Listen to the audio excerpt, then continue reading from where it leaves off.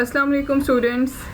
This is our lecture number 10, Science Class 7, Chapter number 3, Reproduction in Plants. Today's diary, classwork. Explanation of page number 28 half plus 29. Homework, learn the classwork. Now, open your page number 28. 28 में last time हमने pollination by water तक पढ़ा था और आज हमने start करना है काइंड्स ऑफ रिप्रोडक्शन से. आपकी एक्टिविटी जो है वो बेसिकली परफॉर्मेंस करने वाली है बिकॉज हर किसी के पास माइक्रोस्कोप अवेलेबल नहीं होती घर में.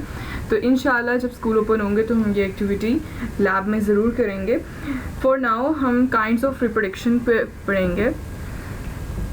सबसे पहले रिप्रोडक्शन इन प्लांट्स में जो मेन है वो है टाइप्स ऑफ प्लांट्स. और एज वी नो प्लांट्स की दो टाइप्स होती हैं. There are two types of plants, flowering plants and non flowering plants. अब फ्लावरिंग प्लांट्स जो हैं वो सेक्सुअल रिप्रोडक्शन करते हैं, वाइल जो नॉन फ्लावरिंग प्लांट्स हैं वो एसेक्सुअल रिप्रोडक्शन करते हैं. अब व्हाट इज़ एसेक्सुअल रिप्रोडक्शन? ऐसी रिप्रोडक्शन जिसमें सिंगल पेरेंट इन्वॉल्व होता है उसे हम कहते हैं एसेक्सुअल रिप्रोडक्शन. यानी कि एक होगा प्लांट और वही अपना डुप्लीकेट प्रोड्यूस कर देगा, उसे हम कहेंगे एसेक्सुअल रिप्रोडक्शन.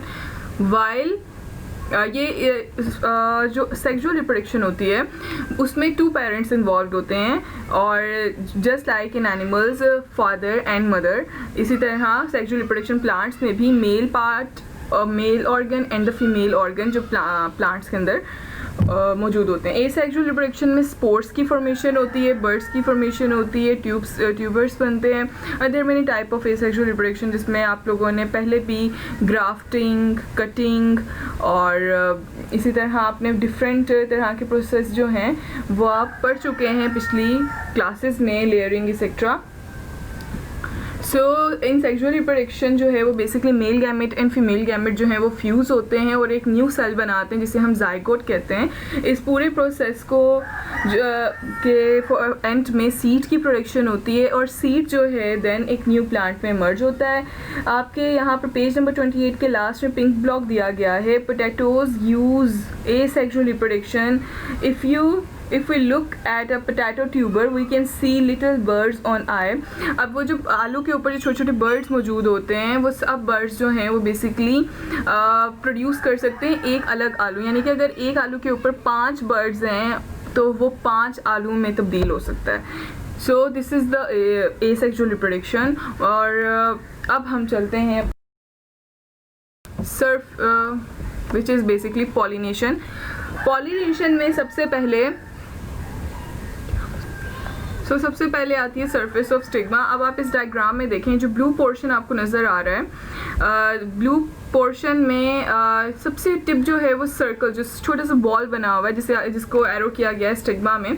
स्टिग्मा जो है इसके ऊपर पोलन ग्रेन्स जो हैं वो अटैच होते हैं. सो स्टिग्मा जो है बहुत ही स्टिकी होता है और जैसे ही पोलन ग्रेन इसके ऊपर अटैच होते हैं वो साथ ही उसको अपने साथ जोड़ लेते हैं ताकि वो दोबारा से, बिकॉज वो बहुत लाइट वेट हैं तो हवा से उड़ ना जाए.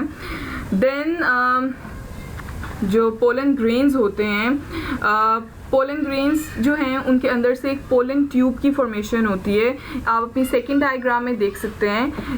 इन द सेकंड वन जो सेकंड वॉज लाइक बना हुआ है ये बेसिकली जो है ये कार्पल है. ये पूरा ये जो हार्ट है इसमें सबसे पहले स्टिग्मा है. देन ये जो वॉल्स की जो नेक शेप है इसे हम स्टाइल कहते हैं और जो नीचे एक वॉल्स का नीचे बेली टाइप शेप बनी हुई है इसे हम ओवरी कहेंगे. सो ये जो आप येलो पार्ट देख रहे हैं इन जो बीच में मौजूद है इन दोनों कार्पल्स के, इसमें आप देखें पोलन ग्रेन अटैच हुआ है और उसके अंदर से एक येलो ट्यूब निकली है. इस येलो ट्यूब को हम पोलन ट्यूब कहते हैं. ये पोलन ट्यूब जो है ये बढ़ती है. हर 2 स्पर्म्स मौजूद होते हैं हर पोलन ट्यूब के अंदर. सो ये जो दोनों स्पर्म्स हैं इन्होंने रीच करना है इन द ओवरी और ओवरी में मौजूद होते हैं ovules.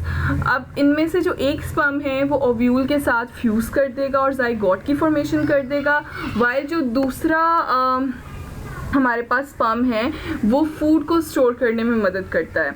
So this is the process of fertilization. अब ये जो मैंने डिफरेंट पॉइंट्स लिखे हैं, सबसे पहले सरफेस ऑफ स्टिग्मा के साथ ये पोलन ग्रेन अटैच होना है, देन उसकी पोलन ट्यूब की फॉर्मेशन हो जाएगी।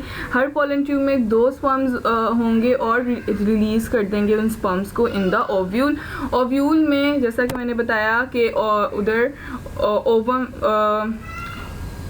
रिलीज़ उधर ओवम्स मौजूद होंगे और वो फ्यूज़ कर जाएंगे विद द स्पर्म्स, यानी कि ओवम एग को कहते हैं। तो स्पर्म और एग जो है वो फ्यूज़ कर जाएंगे और ज़ाइगोट की फॉर्मेशन कर देंगे, वह दूसरा स्पर्म जो है वो स्टोरेज ऑफ फूड में हेल्प करता है। And this is the whole process of fertilization, जिसको हम सिंपली कहते हैं the fusion of sperm with the egg and the formation of zygote is called fertilisation.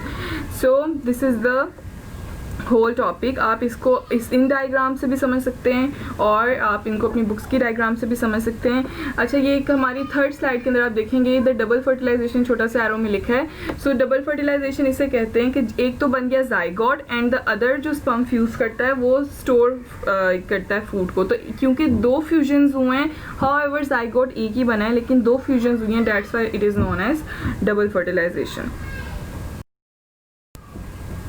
Changes after fertilization. Fertilization की आखिर में क्या चेंजेस आती हैं? तो सबसे पहले जो होता है उसके सैपल्स, यानी कि जो उसका ग्रीन पार्ट होता है और उसकी पेटल्स और स्टेमन जो उसका मेल रिप्रोडक्टिव पार्ट होता है वो ड्राई अप हो जाते हैं और गिर जाते हैं। और फर्टिलाइज्ड एग जो होता है इनसाइड द ओवरी वो एम्ब्रियो में चेंज होने लग जाता है। आप देख सकते हैं स्टेप बाय स्टेप, सबसे पहले फ्लावर बना है, देन वो फ्लावर की पेटल्स जो हैं और जो उसके सैपल हैं और स्टेमन जो हैं वो मुरझा रहे हैं, देन वो गिर रहे हैं 3rd डायग्राम में। और आप देखें यहाँ पर एम्ब्रियो की डेवलपमेंट भी हो रही है 3rd में। देन 4th में आप देखें कि वहाँ पर ओव्यूल जो है वो सीड की फॉर्मेशन कर रहा है, फ्रूट डेवलपमेंट हो रही है और जो ओवरी जो है वो जैसे जैसे भरी होती जाएगी फ्रूट भी बड़ा होता जाएगा और फ्रूट जो है बेसिकली सीड को प्रोटेक्ट करता है। एंड द लास्ट वन जो है वो फ्रूट के अंदर जो राइपन फ्रूट यानी कि पका हुआ फ्रूट जो होता है उसके अंदर बीज मौजूद होते हैं। So this is the changes after the fertilization which happened in the plants.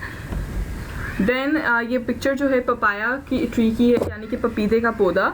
इसका बेसिकली 2 पौधे होते हैं, एक फीमेल पौधा होता है और एक मेल पौधा होता है। और जब तक ये दोनों इकट्ठे नहीं होंगे और इनकी आपस में फर्टिलाइजेशन नहीं होगी तब तक जो फीमेल जो इसका प्लांट है वो प्रोडक्शन नहीं कर सकता उस फ्रूट्स की और सीड्स की। तो दैट्स वाई अगर मेल आपने पपीते का पौधा उगाया है और वो बेसिकली मेल प्लांट है तो वो फ्रूट्स प्रोड्यूस नहीं करेगा, वाइल फीमेल प्लांट जो है वो फ्रूट्स प्रोड्यूस करेगा। और यही आपके इस एक्सटेंड योर थिंकिंग में है कि पपाया प्लांट जो है उसके male and female part separate हैं। दैट्स वाई आपको पपाया प्लांट के कुछ ऐसे हैं मिलेंगे पौधे जो फ्रूट के बगैर होंगे, उसके ऊपर कोई फ्रूट नहीं लगा होगा। सो दिस इज़ द हमारा टॉपिक ऑफ टुडे।